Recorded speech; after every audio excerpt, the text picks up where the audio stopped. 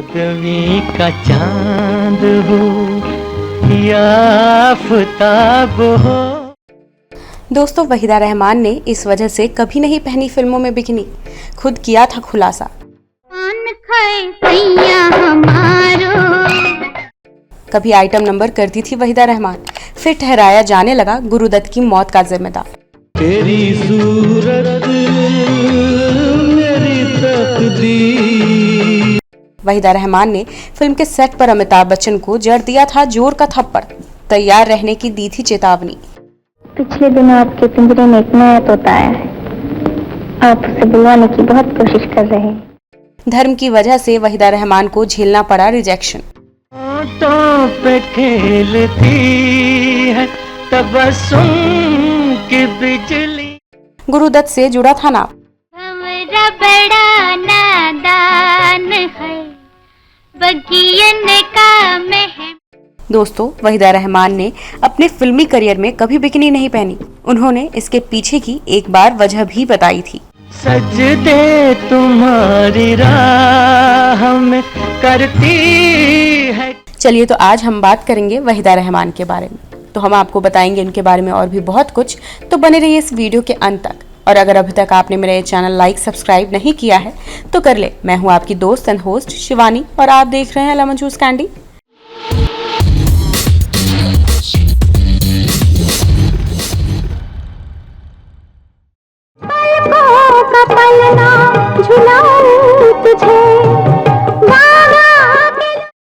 बॉलीवुड की दिग्गज अदाकारा वहीदा रहमान अपनी शानदार एक्टिंग के लिए जानी जाती हैं।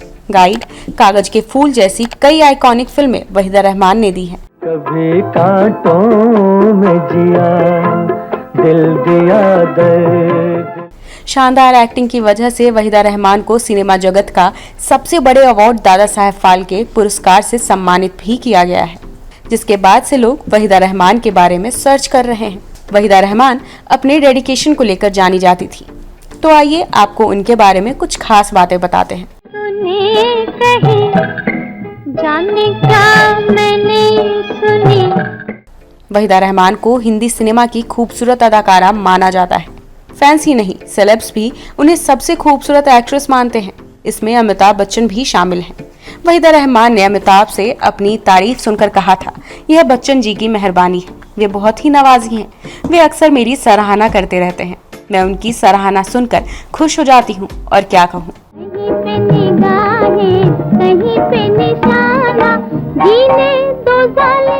आइए जाने इस वजह से फिल्मों में कभी नहीं पहनी बिकिनी।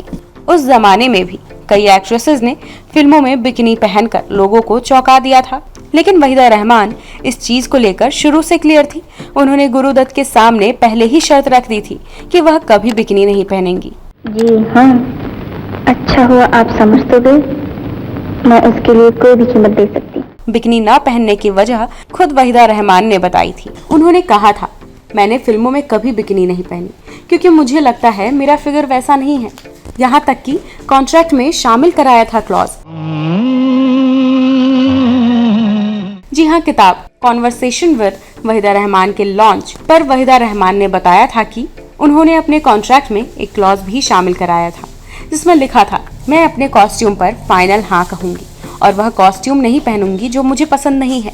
जो भी हो तुम खुदा की कसम लाजवाब। ये भी सच है कि कभी नहीं पहने स्लीवलेस ब्लाउज। वहीदा रहमान ने रियल लाइफ में कभी स्लीवलेस ब्लाउज भी नहीं पहने हैं। उन्होंने कहा था, असली जिंदगी में भी मैंने कभी स्लीवलेस ब्लाउज नहीं पहना, बिकिनी तो बहुत दूर की बात है। मेरी आंखों के पहले सपने रंगीन सपने। वहीदा रहमान हिंदी सिनेमा की मशहूर अदाकारा है, लेकिन क्या आप जानते हैं कि वह अपने करियर की शुरुआत में सिर्फ आइटम नंबर करती थी?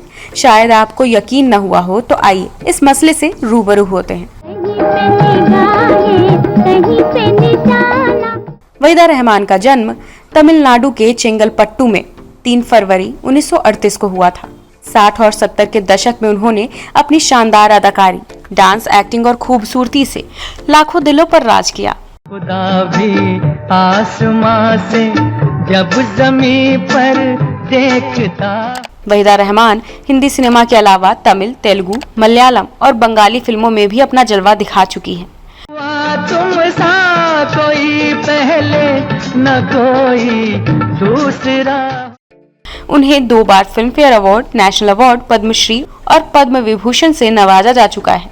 वहीदा रहमान ने 50 के दशक में तेलुगु फिल्म से अपने करियर की शुरुआत की थी। उस वक्त वह ज्यादातर आइटम नंबर करती थी। वहीदा रहमान का नाम गुरुदत्त से जुड़ा।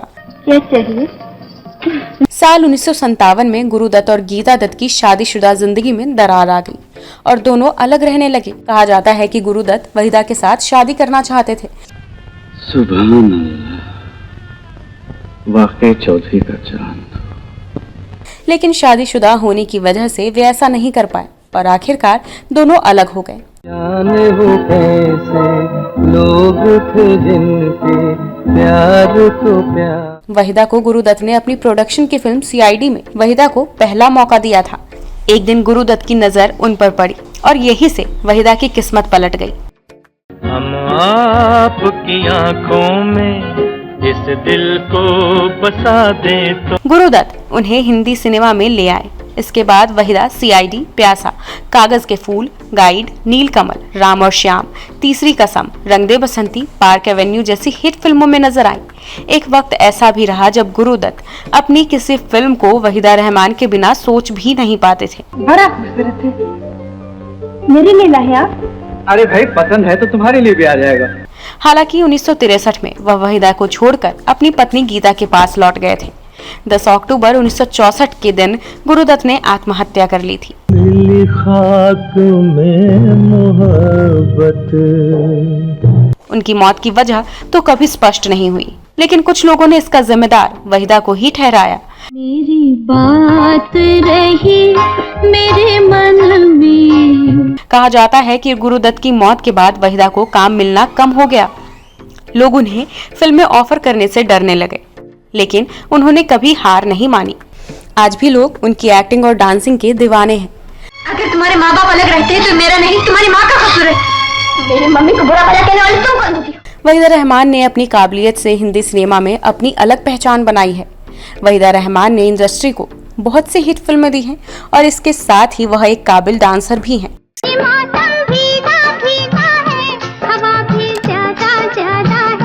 लेकिन इतनी काबिलियत के बावजूद एक समय ऐसा था जब उन्हें उनके धर्म की वजह से डांस सिखाने से मना कर दिया गया था।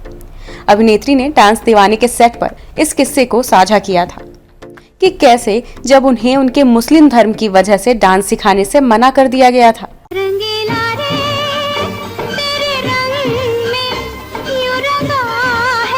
वहीदा को इसके लिए काफी मशक्कत करनी पड़ी। हालांकि कुंडली दिखाने के बाद गुरुजी ने उन्हें भरतनाट्यम सिखाया था।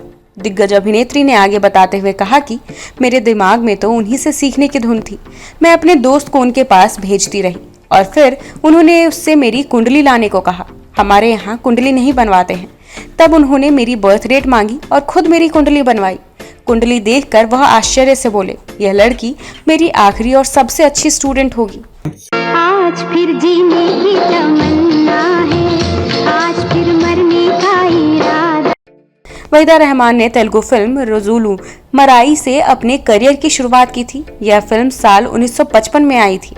इसके बाद वहीदा रहमान ने हिंदी सिनेमा में प्यासा, कागज के फूल, चौधरी का चांद और साहब बीबी और गुलाम में काम किया। लेकिन बॉलीवुड में देवानंद की फिल्म गाइड से अलग पहचान मिली। तेरे महबूब को किसने बनाया सोचता हूँ। एक ऐसा ही दिलचस्प किस्सा है जब वहीदा रहमान ने अमिताभ बच्चन को फिल्म के सेट पर लगा दिया था जोरदार तमाचा।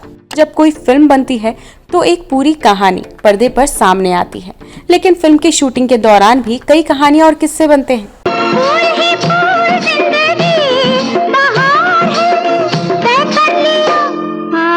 ऐसा ही एक किस्सा हुआ फिल्म रेशमा और शेरा के दौरान। इस फिल्म में एक सीन के दौरान वहीदा रहमान को अमिताभ बच्चन को कसकर एक थप्पड़ मारना था। फिर क्या था, शूटिंग से पहले ही उन्होंने अमिताभ बच्चन को सावधान कर दिया था। वहीदा रहमान ने मजाक करते हुए कहा था, तैयार रहना, मैं आपको जोरदार थप्पड़ मारने वाली हूँ। जब गलती से लग गया जोरदार चांटा, जैसा कि निर्देश दिया गया था। वहीदा जी ने सीन शुरू होते ही अमिताभ बच्चन को थप्पड़ मार दिया। हालांकि मजाक वाली बात सच हो चुकी थी। और अमिताभ को गलती से जोरदार थप्पड़ पड़ गया था। जब यह सीन पूरा हुआ तो सभी को पता चल गया था कि असल में थप्पड़ जोर से पड़ गया था। सीन खत्म होने के बाद अमिताभ बच्चन वहीदा रहमान के पास गए और कहा, वहीदा जी काफी अच्छा था। इसके बाद ये दिलचस्प किस्सा काफी चर्चित हो गया।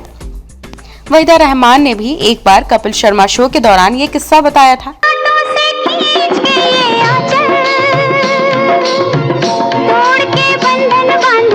उम्मीद है आपको ये हमारी स्टोरी जरूर पसंद आई होगी। कमेंट में अपना सुझाव अवश्य दें। अब अपने दोस्त एंड होस्ट शिवानी को दीजिए इजाजत। नमस्कार।